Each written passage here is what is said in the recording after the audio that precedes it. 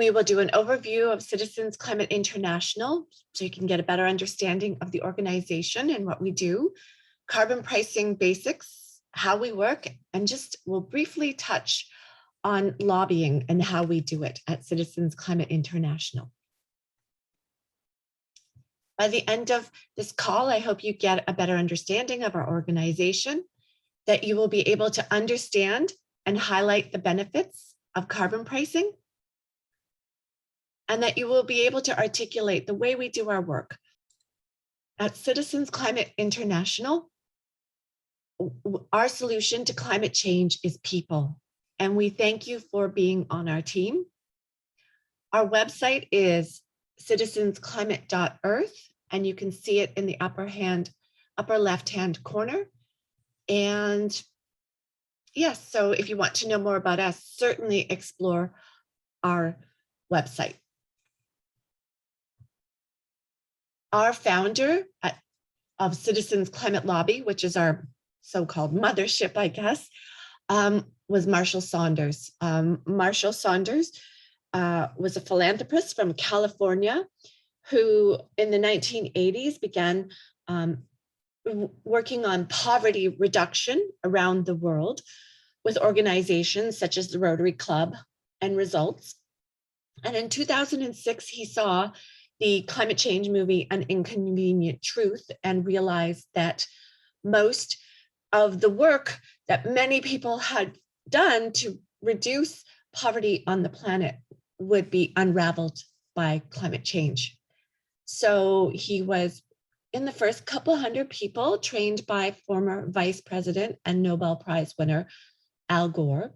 He gave about 100 presentations in his first year and a half or so, and realized that we would have to do more than educate, that the people would have to learn to talk to their politicians, to create policies to protect us. He looked for an organization that would do that, and not finding any, he founded Citizens Climate Lobby because he realized that ordinary people like me and you would have to educate ourselves, organize, and give up our hopelessness and gain the skills to be effective with our governments. Marshall passed away in December 2019. I wish you could have met him. He was a remarkable human being, and I thank you for considering being part of his dream for humanity. And that is people like you bringing truth and facts and stories to your politicians and helping and empowering others to do the same is how we will change the world. So, like I said, it was founded in 2007. We have approximately 130 chapters outside the USA and approximately 200,000 supporters, actually in 75 registered countries now. Need to change this slide. And Citizens Climate International, which is the international division, was created as a subdivision of Citizens Climate Lobby in 2017 and became a legal entity in the USA in January 2021.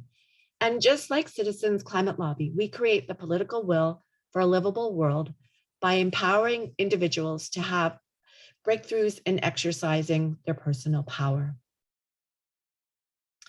We are in many countries around the world, as stated here, and we've grown tremendously since 2017. I won't go into the details, but this video will be posted on our YouTube channel as well as on our website, and you can dig in deeper, and I can give you the slides if you wish for them to. So we have two primary areas of work at Citizens Climate International.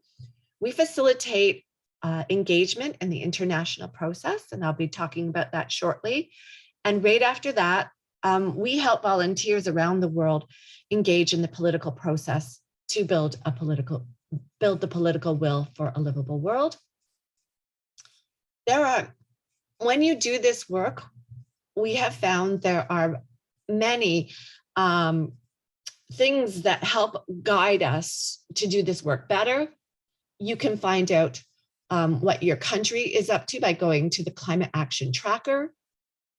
As you can see here, You can click on your own country and see how they're doing with regards to climate action with policies enacted. And unfortunately, my country has some work to do, but that should be coming soon.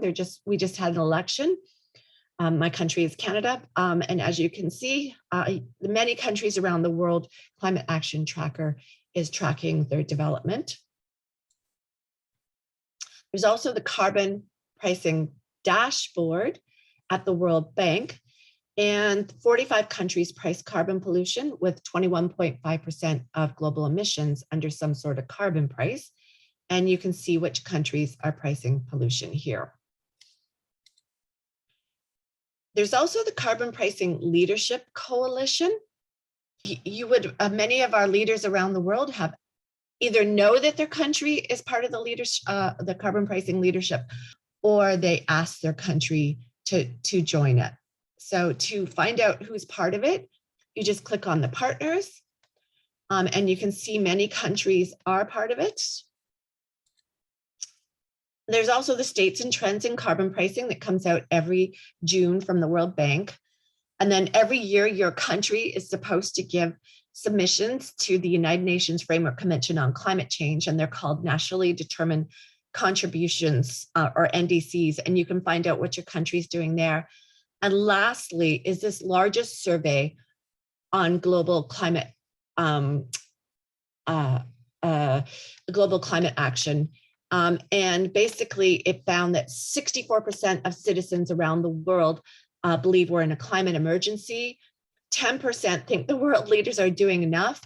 Anyways, you can explore more of this, but it's really hopeful, and that the political will is there for our countries to do more for climate change. So yeah, anyways, I will continue. So those are just some of the resources we use to guide us. So we use these resources in engaging at the international level. We were very much a part of the civil society working behind the scenes at the G7. Not so much at the G20 this year, but we have in the past been behind the scenes there. And a whole bunch of us are going to COP26. And I mean, I think there's about a dozen of citizen climate lobby volunteers will be at COP26 in Glasgow. And this is an important COP because Article 6 of the Paris Agreement will hopefully be finalized, and we're going to be there to observe and help push for the strongest policies and directions for creating financial flows on the planet that will help alleviate the climate crisis and support those countries that need the support in the global south. We are very much behind that. If you want to follow what we're doing, we recommend that you, if you're on Twitter, you follow us at Citizens Climate _International, and you can follow our director, Joe Robertson, at Poet _Economist, myself, Kathy Orlando at Connected Kathy, and David Michael Tarangwa from Nigeria, who's our volunteer coordinator, I guess one might say, but much more than that. He helps with development of chapters across the planet. You can follow him at Mike Tarangwa. And you can also, should be giving daily updates, and you'll be able to find out more about that on our Facebook and our website. Our primary focus at Citizens Climate International is carbon pricing. We train you how to lobby your governments, and we provide supports mainly for carbon pricing, recognizing that some countries have other focus that they need, and we will support you with lobbying materials and a network. And there's many ways to price carbon.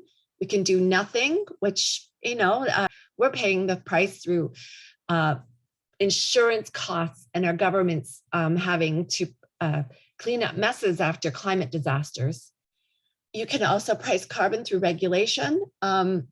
so the government can create all sorts of regulations to control the carbon pollution in the economy, but this will be about 4 times as expensive as a carbon price. And for many countries, this would be very difficult because it requires enforcement, and enforcement is not always available in countries around the world. Cap and trade is a useful way of pricing carbon pollution, perhaps cannot be done globally because many countries do not have the infrastructure to support basically putting a cap, which is a regulation on emissions, and then following that cap and following that trading. But it has been useful in reducing emissions, and we recognize that. There's a carbon tax. Country can put a fee on carbon pollution and then take that money and use it for things. But in most countries around the world, a tax on fossil fuels, which we all need, would increase the cost of living for many people, and most people can't afford that. So what at Citizens Climate Lobby we recommend and have been lobbying for since 2010, in Europe and Africa, they call it climate income, and here in North America, we call it carbon fee and dividend. And basically, we are asking our government to put an incrementally rising fee on carbon pollution, give all the money back to citizens equally in dividends, and also include border carbon adjustments, first in the global north and then ultimately in the global south, because we need for the global south to catch up and shouldn't be punishing them for our carbon pollution in the global north. So yeah, and we have this policy in Canada. And what happens, the features are the money collected from the fee is given back to citizens or in the form of a dividend to every person with no restrictions. And we know that most low and middle income people will come out ahead, and I'll show you that data. We know it will save lives because fossil fuel air pollution was responsible for more than 8 million deaths worldwide in 2018. And I will show you evidence shortly that it is the single most powerful tool we have to get to net zero by 2050. The largest study on carbon pricing has found that countries with carbon pricing have reduced their emissions, and the stronger the carbon price, the lower the more emissions they have reduced. Citizens Climate Lobby has modeled the data and has found that we can get mighty close to the 1.5C limit by 2035 if we just implement the policy that we've been advocating for worldwide. If you go onto the On-Roads Policy Simulator and you look at all the different policies that you can play with to reduce, not play with, but adjust using these toggles, it's a massive simulator. You will find that nothing comes close to reducing emissions as a carbon price. It takes 1.1 degrees off the planet temperature, and nothing comes close to that. Obviously, we are going to need other policies, but trying to get to a 1.5C planet is almost impossible without carbon pricing. We've done plenty of research here. If you need the research, I just give you this, and you can go and on CCL Community and find out more. And also the Koch Industries lobby against our policy in the last year in the US Congress. So lastly, with this policy, our government will steer the economy in the right direction, and businesses will respond in order to provide abundant, affordable, and reliable clean energy. And this will drive us faster towards net zero pollution. This policy, although it's been modeled, many are suggesting that it's probably even stronger than one could imagine, because there's this concept that models cannot account for what is called policy-induced innovation. So investors and innovators and angel funders, if they know for sure that carbon pollution is going to be at 140 $40 a carbon ton per ton price by 2035, they're going to invest. And we just can't, and they'll probably invest in ways that models cannot account for. So it's likely going to have a stronger impact. And we have plenty of evidence that it will be effective. It's good for the people. It will save lives. It'll be good for our economy, because doing nothing for the climate crisis is going to crash our economy. It has something for every political price, a political stripe. Conservatives will like it because it doesn't grow government coffers. And progressives will like it because, I'll show you shortly, it reduces income inequality. And libertarians should like it because it makes polluters pay. And lastly, it's revenue neutral. It doesn't burden the taxpayer. Canada has this carbon pricing policy. It's the biggest chunk of carbon emissions reductions in our current carbon pricing, in our current climate plans in Canada. Government data shows that only the top quintiles are paying more than what they actually spend, actually get back from the government. And it's really not all that much. It's the equivalent, like next year, of like, let's say 20 or about 100 cups of coffee, maybe, across the year. So really not that expensive, considering these people in these quintiles make over $100,000 a year.